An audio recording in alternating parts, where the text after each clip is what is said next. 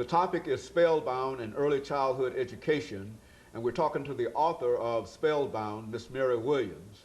And of course, Miss Williams, before we had our first commercial break, we promised that we'd give you an opportunity to talk about this book, Spellbound. As a matter of fact, we've had many positive comments in reference to it, and it was the book more than anything that sort of convinced us that we ought to try to at least give our audience an opportunity to have access to this book. And I think we said earlier that it's a book about children, but it's not written for children. It's for adults in terms of how to deal with children. Let's talk a little bit. Tell us about that book. Okay, Spellbound is a delightful collection of stories, and these stories are written on around second grade level, and it can go all the way up. But mostly, I wrote these stories to appeal to children who we might refer to as reluctant readers. And I wanted them, and when I speak of reluctant readers, I'm speaking of children on an upper grade level, like maybe 5th or 6th grade. And sometimes I have noticed in working with them that when the teacher calls on them to read, and if they have a reading problem, they just won't read. You know, they'll say, I don't want to. And then the teacher doesn't understand. They think the child is being kind of rebellious. Difficult. Right, yeah, difficult. And the child at that age and at any age does not want to be embarrassed in front of their peers. They don't want to hear them kind of shuffling and stuttering and trying to miss a word. And they don't want the teacher to tell them. And they definitely don't want the other children to tell them. So they want to be able to go all the way through. So when I wrote this book, it took me a while to write it because it's written in a way that all the basic sight words, of course, are employed. But when I reached the words with syllabication skills, I'd have maybe just a few words that are 4 syllables. The rest of them are maybe 3 syllables. Yet the words are interesting. Vocabulary is interesting enough that would make the children, if it's something they don't understand, they could get the meaning of it from the other words in the sentence. Okay, I found out that children like dialogue.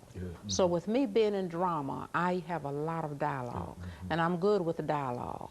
And I start out with a hard punch because when children go to the library and they pick up a book, they open it up, and they just see something, and if they don't see any dialogue on that first page, they'll put it back.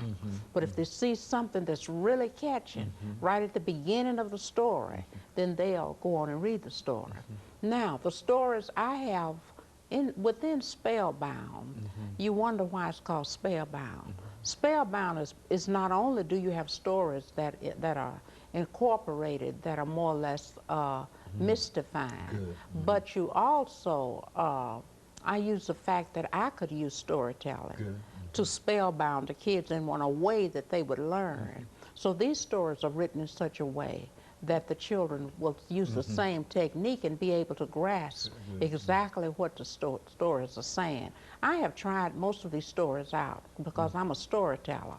So being a storyteller by nature, sometimes I go from school to school and read the stories. So I learn a lot from what the children think about the stories, or what I need to add or take away. So this is the way Spellbound is written. Spellbound has some nonfiction in it, believe it or not. It has 11 stories. It's a book that incorporates 11 stories. It has nonfiction, so that's something that's going to be informative. You know, they can read those stories and they'll learn something about how to go on a deep-sea fishing trip. You know, how the killdeer bird stunt. They'll learn what this is about and what they should do and what they shouldn't do. Spellbound has magical stories in it. Spellbound has stories that dealing with problems and adversities that children have to deal with on a day-to-day basis, the struggles that they have to encounter, things that they can do nothing about. And they learn how to use the process of communicating with others, such as in one story about a little boy and a mom had an illness, a drug problem, and they were afraid to say anything about it. Well, they were suffering. So, but the mother said, don't tell it because they'll take you away from me, and place you in a foster home. So the children didn't know what to do. So they were really rearing themselves. And you know, when a writer writes, they write according to something that they have. Their own experience. Right experience. So I've had kids that have come to me with little problems like this. So what I would do is I would use the process of writing. So everybody had a journal, and this is the way this story ends. The teacher gave the children a journal, so they would write down their wants and their wishes and their sad moments and everything that they wanted to in their journal. Well, naturally, teachers check those journals every day. So this little boy and his sister wrote down that their mama had a problem, and they received immediate help. So that's the way the story ends, that the mother received help, the children received help, they live with a grandmother, and it has a happy ending. And there's great communication between all of them. Right, right. So they could use that, that was a way of communicating, and then the mother was happy. But sometimes when we're dealing with children, sometimes they don't know what to do. So I try to write this story dealing with that so that this would help somebody else that might read the story, that would know how to handle a problem of that nature. Spellbound is also contains stories that are short, you know, and then I'm thinking of the reluctant reader. Okay. Because a reluctant reader, you know, kids, when they reach about 1st or 2nd grade, and if they can read, you know, they say, I want a chapter book, Miss Williams. I'm getting me a chapter book. A chapter book, you know, is usually a book that has maybe 5 chapters. I mean, it's like, you know, we would say thick book. They're not looking for those little books. They don't want, they call them baby books. I don't want that baby book. I want a chapter book. So, and then if you're thinking of a reluctant reader, this is sort of like a chapter book, but it has different stories. So they can choose a book like this from the bookshelf or have it at their home, and then choose one story.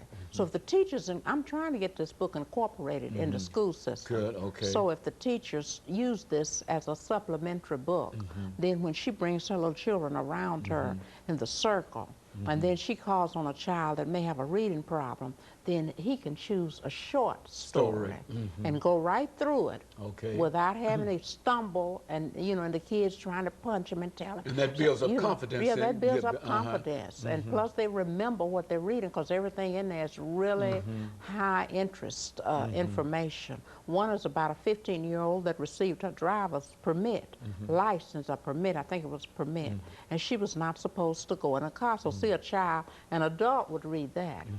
And so she took the car out, and then she went down a street that she was not familiar with, and someone jumped on a car. Okay, and of course, Ms. Williams, let me break for this final commercial break, at which time we'll come back and we'll give you an opportunity to talk about how this book has been received among many publics. The topic is Spellbound.